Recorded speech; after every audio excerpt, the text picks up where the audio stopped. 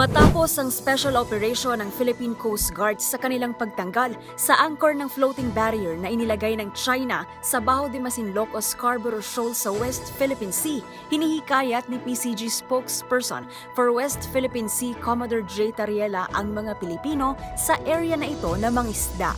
Ayon kay Tariela, ang misyong ito ay isang tagumpay dahil simula pa noong 2012, hindi pa nakapangisda ang ating mga kababayan sa loob mismo ng lagoon ng Bajo de Masinloc. Hanggang ngayon, hindi naman talaga natin napapasok ang lagoon ng Bajo de Masinloc. Ang napapangisdaan lang talaga ng mga Pilipino dito is yung sa immediate vicinity niya, sa gilid-gilid.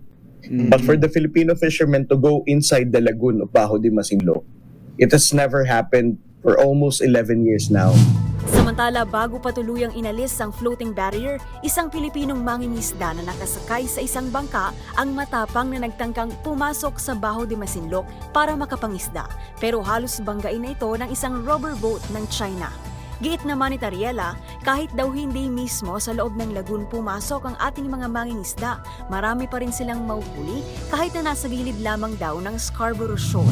Ang magandang optics dito, sir, is for us to encourage more Filipino fishermen to go to Bajo de Masinloc.